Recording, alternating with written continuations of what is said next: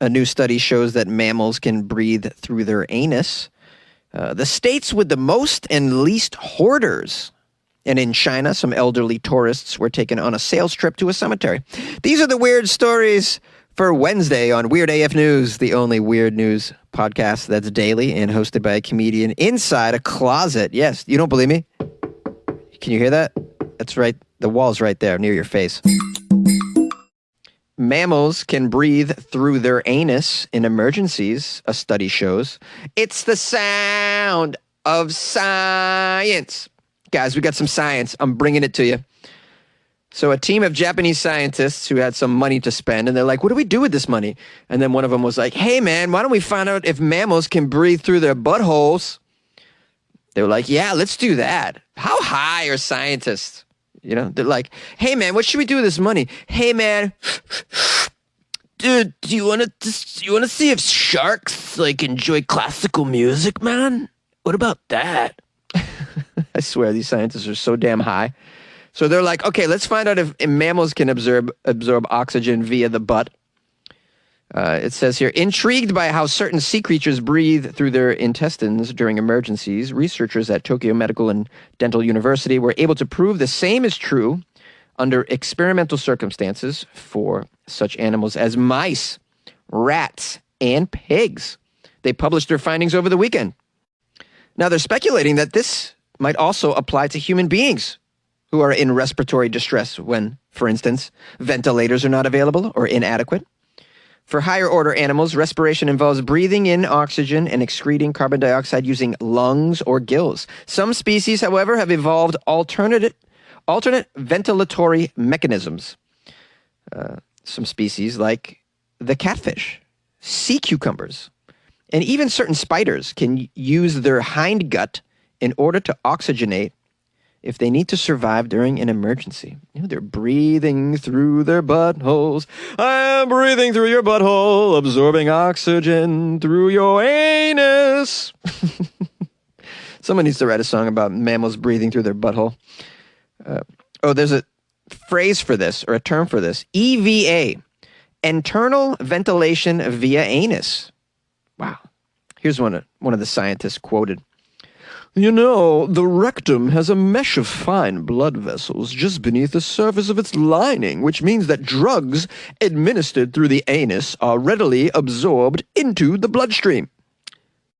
Yes, I mean, we all know that you can put drugs up your butt, right? You guys all know that? Alcohol, too. In fact, before smoking became a thing, people used to put hashish up their butt. That's how they smoked their weed. They didn't smoke their weed. That's how they took their weed up the butt.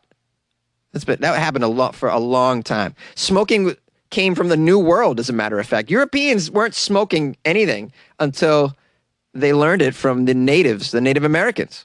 So how were they taking their drugs? Up the butt, brah. Just pushing hash up their butt. Imagine that. That's a good time on a Friday, right? What are you guys doing this weekend? You want to put some hash up your butt? So, yeah, you can absorb things through there. I mean, so it kind of makes sense. This whole absorbing into the bloodstream through the anus made this whole scientific team wonder whether oxygen could be delivered into the bloodstream in the same way. Yeah, I mean, it makes sense. You could probably absorb barbecue sauce the same way, too. Just right up your butt. To answer the question, the scientists, what did they do?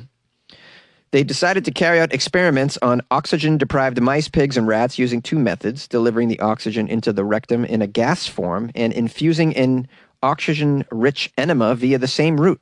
The researchers prepared the lining of the rectum by rubbing it to cause inflammation and increase blood flow, which improved the effectiveness of oxygen delivery. Oh, wow. They go on and on about how they did this. Let's cut to the chase here. They found that patients in respiratory distress can have their oxygen supply supported by this method in order to reduce the negative effects of oxygen deprivation while underlying conditions are being treated by the body. Eventually, the team hopes to establish the technique's effectiveness in humans during a clinical setting. So they'll probably be looking for volunteers, guys. Anyone want to be deprived oxygen and then given oxygen up your butt at the same time? Anyone want to be strangled but have oxygen shoved up your butt at the same time? An oxygen enema while you're being choked? Anybody into this? It sounds like something that some people pay for off those fetish websites. You know the ones. This just goes to show how very useful and dynamic our butthole really is. The states with the most hoarders. Hoarding is a big deal in the United States. I don't know where you're listening to this, but we used to have a show called Hoarders. Kind of highlighted this group of dysfunctional people that we have in the culture. Just item fetishism is what it comes down to. Just can't have enough things. Cannot throw away things. Can't part with things. Man, that show, you see people, they have so much crap, they can't even move around their house. It's just out of control. Have you seen the storage units we have in this country? Just entire buildings filled with units that hold crap. It's the crap that doesn't fit in the homes where these people live. They already have that thing filled to the brim with crap. They need more space to put their crap. It's really ridiculous, man. I am what you would call a minimalist. Everything that I need and own pretty much can fit in my car. If I got to just drive away, just throw it in there. I like to live that way because I'm a Rolling Stone, baby. Okay, let me get into the article.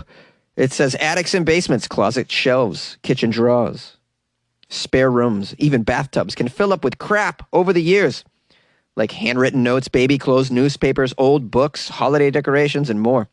Even the least sentimental among us might have a little pile of stuff from college that we just aren't ready to say goodbye to yet. Plus, with COVID-19 restrictions separating loved ones and increasing stress, the need to hang on to comfort items and keepsakes may be even more prevalent, even when such items are no longer used or taking up way too much space in your home.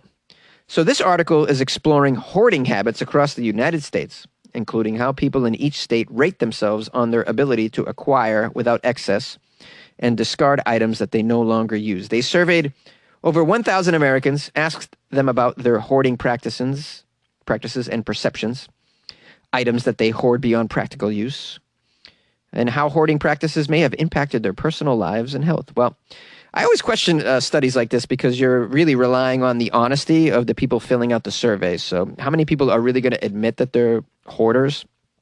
Maybe a few, but I would imagine a lot of hoarders are living a delusion. So they wouldn't actually give you the correct data if you ask them. But maybe this gives us just a hint at what we're dealing with from a state-by-state basis.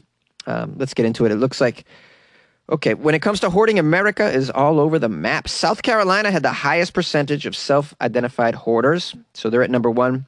Number 2 is Ohio. Number 3, Alabama. Southern states in particular make up the bulk of the states with the most hoarders. In fact, they had 8 out of the top 20 most self-identified hoarders in these southern states.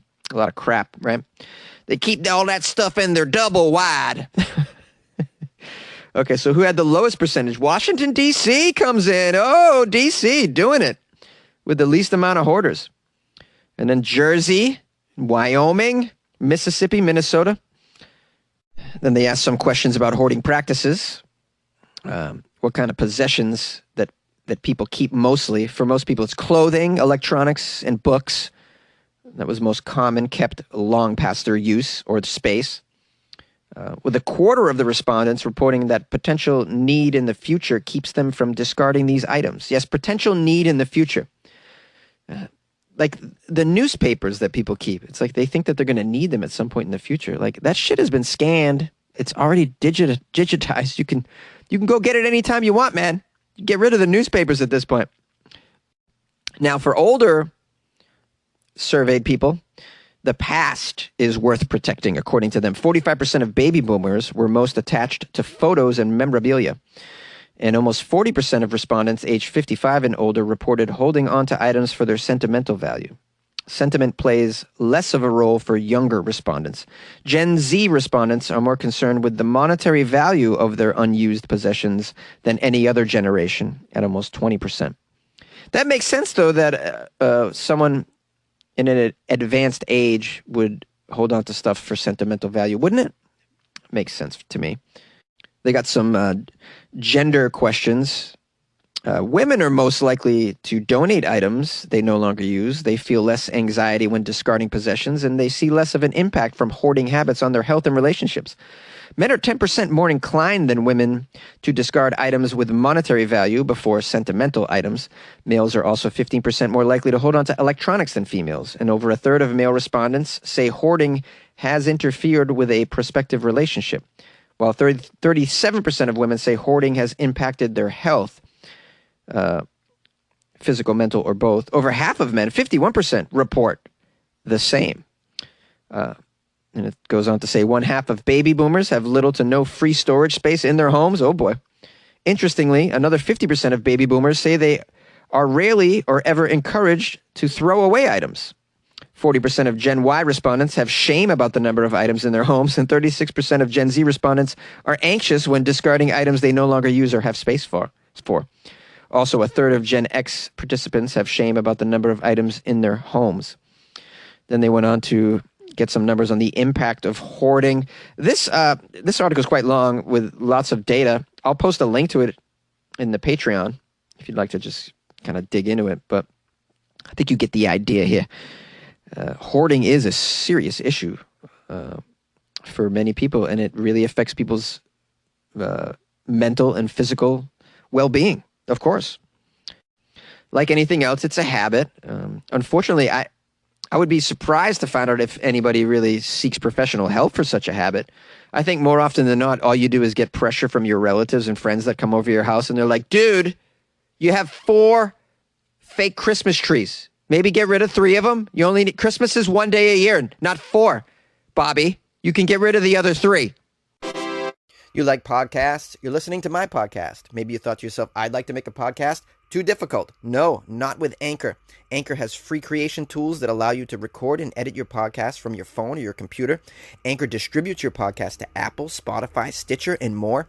They have advertising integration, so you can even make a little money off your podcast. Everything you need to make a podcast in one place.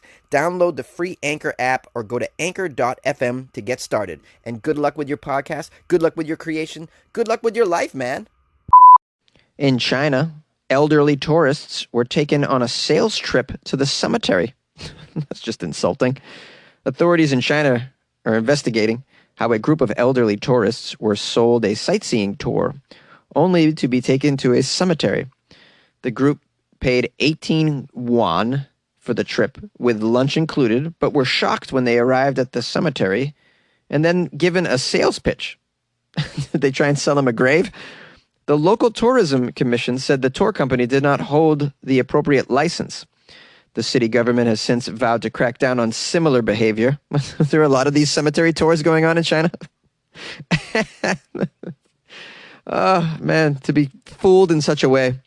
You think you're going on a really cool tour. Next thing you know, you're sitting among graves eating a sandwich. A man named Zhang told the local media that he was invited on a tour by a travel agency named Long Yao. He told his friends about the offer, and they all decided to join him. Sure, we'll go on your tour, buddy. Where are we going? It's Disney? We're going to look at the homes of celebrities? The video footage taken on the bus shows the group singing and smiling on their day out. Singing, hi-ho, it's to a cemetery we go. But when they arrived at the, quote, scenic spot, it turned out to be a cemetery. One member of the tour group told the local media, "We are tourists. Why did you ask us to visit the graveyard?"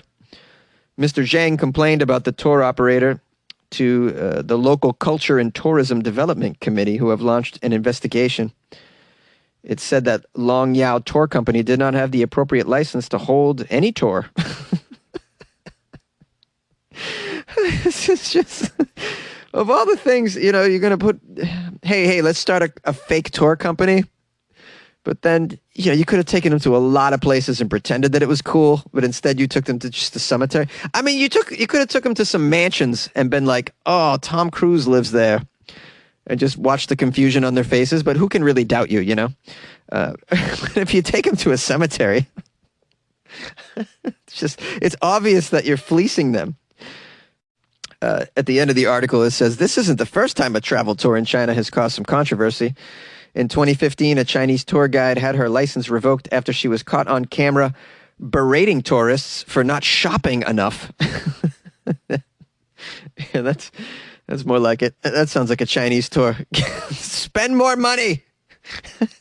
Tip more. Tip more.